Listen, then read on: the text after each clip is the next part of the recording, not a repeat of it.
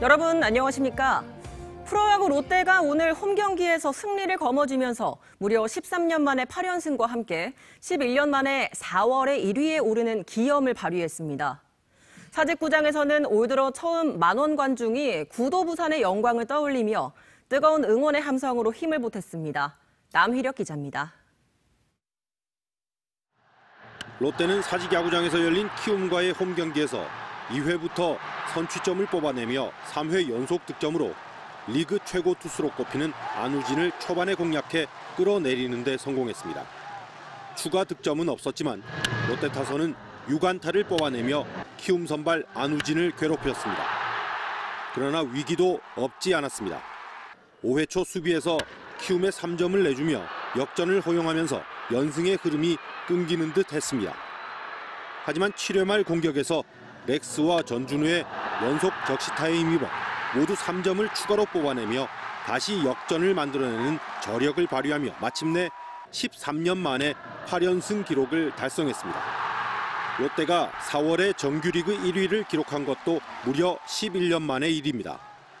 쾌청한 봄 날씨 속에 사직야구장은 22,000석의 관중석을 모두 채워 지난해 10월 이대호 은퇴식이 열린 날을 빼고 358일 만에 만석이라는 진기록도 더했습니다. 이제 9연승으로 향하는 롯데의 질주와 함께 야구의 도시 구도 부산의 명성도 되찾아가고 있습니다. MBC 뉴스 남희력입니다. 코로나가 끝나가면서 그동안 움츠렸던 전국의 각 도시들이 새 봄과 함께 영화, 영상물을 통한 도시 알리기 경쟁에 본격적으로 나섰습니다. 각 도시를 배경으로 촬영하는 제작팀에 대해 편의는 물론 재정적으로도 지원한다고 합니다. 보도에 조민희 기자입니다. 국내외 영화 속의 장면에서 부산의 모습을 보는 것은 이제 더 이상 어려운 일이 아닙니다. 과안대교와 해운대, 태종대 등 푸른 바다에 마린시티와 센텀시티 등 도시와 자연 두 가지의 매력을 다 갖춘 부산시는 이미 오래전부터 영화 속의 배경으로 잘 알려져 있습니다. 실제로 지난 2000년 이후 지난해까지 부산을 무대로 촬영된 영화와 영상물은 1759편으로 이 가운데 장편 영화가 619편, 드라마와 OTT 등의 영상물이 1140편을 차지했습니다. 올 들어 이달까지 4편의 영화와 26편의 드라마와 OTT 등이 부산을 배경으로 촬영됐습니다. 이 같은 지원은 올해도 계속돼 부산관광공사와 부산영상위원회는 올해도 부산을 배경으로 촬영하는 작품에 대해 제작 지원을 이어갑니다. 저희가 지원하는 그 금액은 현금 지원으로 해서 1억 원씩 지원을 하고 있고요. 그게 이제 내년까지 2024년까지 방영이나 혹은 이제 매체 릴리스가 되는 방영이 되는 기준으로 저희가 지원을 하고 있습니다. 부산 인근 도시 양산도 이 같은 움직임에 동참했습니다. 아직 부산만큼의 규모는 아니지만 양산에서 촬영하는 영화와 드라마의 제작을 지원하며 화면을 통한 양산 알리기에 나섰습니다. 양산시는 양산에서 촬영하는 드라마와 영화 등에 대해 한 편당 2천만 원 한도로 제작비를 지원하기로 했습니다. 그 지원을 받으려고 시작했던 건 아닌데 저희가 찍는 와중에 또 양산시에서 연락을 해주셔서 저희가 그러면 어느 정도의 경비를 좀 지원할 수 있는 방향을 찾겠다. 그래서 아주 고무적으로 생각하고 있습니다. 굉장히 고맙게 생각하고 있고요. 또 이번 하루 또 하루를 계기로 양산이라는 곳이 굉장히 아름다운 곳이고 또 많은 분들이 찾을 수 있는 곳이 돼서 이제 지역 좀 경제 활동도 잘 되고 이런데 조금이나 보탬이 되면 좋겠다라는 생각은 있습니다. 그게 또 예술의 힘이니까요. 코로나가 끝나고 본격적인 관광 시즌이 다가오면서 영화와 드라마 등을 통한 각 시도들 간의 도시 알리기 경쟁은 앞으로 더욱 뜨거워질 전망입니다. MBC 뉴스 조민입니다. 2,300조 원 규모로 추산되는 디지털 자산시장 진입을 목표로 하고 있는 부산 디지털 자산거래소가 다음 달 구체적인 청사진을 내놓을 계획입니다. 2019년 부산이 블록체인 규제 자유특구로 지정된 지 4년 만인데 여전히 넘어야 할 산은 많습니다. 이만흥 기자의 보도입니다. 미국의 대형 상업은행 뱅크 오브 아메리카의 보고서에 따르면 전 세계 디지털 자산 시장 규모는 2조 달러, 우리 돈 2,300조 원 규모입니다. 사용자 수는 2억 명을 넘어선 것으로 추정하고 있습니다. 암호화폐뿐 아니라 금융과 기술, 공급망, 소셜미디어 등 디지털 자산의 생태계는 다양한 산업에 광범위한 영향력을 미치고 있다는 분석입니다. 때문에 국제금융도시를 지향하는 부산으로서는 디지털 자산 시장의 이 같은 탈중앙화 시스템이 놓칠 수 없는 기회입니다. 박형준 시장은 부산이 추진하는 디지털 자산 거래소는 시중의 코인 거래소 형태에 머무르지는 않을 것이라고 선을 그었습니다. 앞으로 이제 이 디지털 자산과 그 자산들 또는 상품들이 광범하게 거래되는 미래를 생각을 하고 그 점에서 좀 선점을 하려고 저희가 좀 분권형 디지털 자산 거래소를 만들려고 지금 하고 있습니다.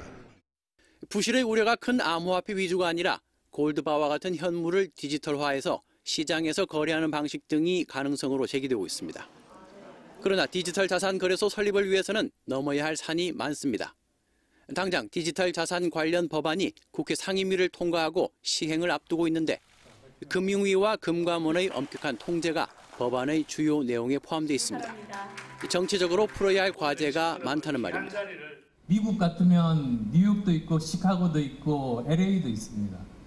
전 세계 10대 경제 강국 중에 유일하게 경제 중심이 한 곳밖에 없는 곳은 대한민국이 유일합니다. 부산이 블록체인 규제 자유특구로 지정된 지도 어느덧 4년. 부산 디지털 자산 거래소 설립 추진위원회는 5월 중으로 토큰 증권 등 다양한 디지털 자산 거래 유형과 거래소의 구체적인 형태 등에 대해 최종안을 발표할 것이라고 밝혔습니다. MBC 뉴스 이만흥입니다. 오늘 오전 10시 반쯤 부산 진구 부전동의 한 숙박시설 공사장 인근 8차선 도로에서 서면 교차로 방향으로 달리던 시내버스가 승용차 등 차량 2대와 잇따라 부딪힌 뒤 인도위 전신주와 가로수를 들이받고 멈춰섰습니다. 이 사고로 버스기사 59살 A씨가 크게 다쳤고 버스 승객과 다른 차량 운전자 등 8명도 경상을 당해 인근 병원에서 치료를 받았습니다. 경찰은 차량 운전자들과 목격자 등을 상대로 정확한 사고 경위를 조사하고 있습니다. 부산 지역의 코로나19 확진 추세가 이달 들어 빠르게 증가하고 있습니다. 부산시가 오늘 0시 기준 발표한 코로나19 확진자는 523명으로 최근 일주일 평균 460명이 추가로 확진돼 이달 초 주간 평균 285명에 비해 4주 만에 60% 이상 큰 폭으로 증가했습니다. 현재 위중증 환자는 모두 7명으로 사망자는 발생하지 않았지만 중환자 병상 가동률은 42.9%로 전날 35%에 비해 상승했으며 누적 환자 수는 184만 1,221명으로 집계됐습니다.